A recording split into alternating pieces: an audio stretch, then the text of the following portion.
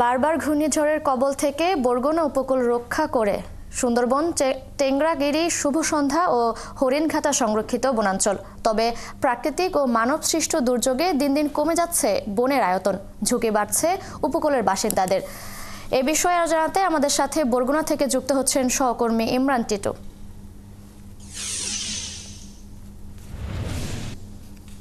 ইমরান, বন রক্ষায় এখনো কেন উদ্যোগ নেই, এ বিষয়ে প্রশাসন থেকে কি বলা হচ্ছে? এছাড়া এই যে 17 বছর গেল, 17 বছর উপকূল রক্ষায় কতটুকু কাজ হয়েছে? তিশা, আমরা দেখেছি যে 2007 সালের যে ভয়াবহ সুপার সাইক্লোন সিডরে সুন্দরবন, তালতলির সংরক্ষিত দুটি বনাঞ্চল এবং পাথরঘাটার একটি সংরক্ষিত বনাঞ্চল আমাদের এই উপকূলকে রক্ষা করেছে। তারপরেও কিন্তু এখানে প্রায় 1,500 মানুষ প্রাণ হারিয়েছে এবং সেই সময় থেকে বিভিন্ন সময়ের ঘূর্ণিঝড়ে বরগুনা উপকূলের যে 3টি সংরক্ষিত বনাঞ্চল এবং সুন্দরবন বিভিন্ন সময়ে ক্ষতিগ্রস্ত হয়েছে এবং এসব সংরক্ষিত বনাঞ্চলের রক্ষায় আমরা দেখেছি যে কোনো ধরনের উদ্যোগ নেওয়া হয়নি।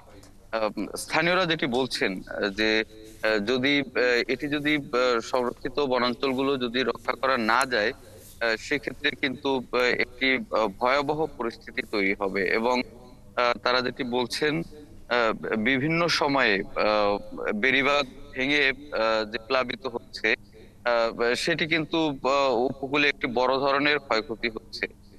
এবং তারা বলছেন যে উপকূল রক্ষায় বেড়িবাঁধের পাশাপাশি সব থেকে বেশি গুরুত্বপূর্ণ সংরক্ষিত বনাঞ্চল রক্ষা করা এবং এটি নিয়ে বিভিন্ন সময়ে এখানে যারা সংশ্লিষ্ট সচেতন মহল যারা রয়েছেন তারা বিভিন্ন সময়ে নানান ধরনের প্রস্তাবনা দিয়েছেন সুন্দরবন সহ সংরক্ষিত বনাঞ্চল রক্ষায়।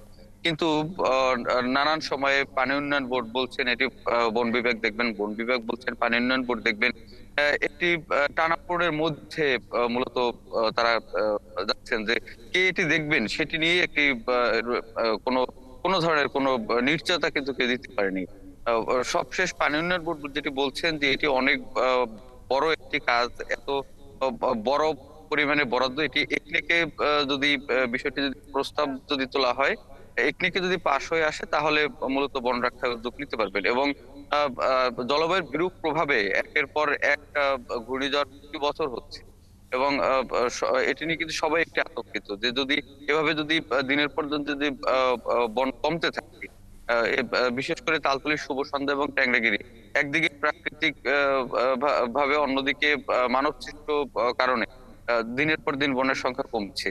তো যদি বন যদি রক্ষা করা না যায়, শুভ সন্ধ্যা এবং ট্যাংরাগিরিতে বিপুল পরিমাণে ভাঙন হচ্ছে, বালু ক্ষয় হচ্ছে। তো এইসব ব্যাপার তারা বলছেন যে একটি মাস্টার প্ল্যান করে বন রক্ষা করতে পারলে তাহলে এই সংরক্ষিত বনাঞ্চল রক্ষা করা যাবে, নয়তো দিনের পর দিন এই বন ধ্বংস হয়ে যাবে। দিশা। জি ইমরান, আপনি আছেন আমাদের সাথে, আপনি খোঁজ খবর রাখবেন, আমরা পরবর্তীতে আবারও আপনার সাথে যুক্ত হব।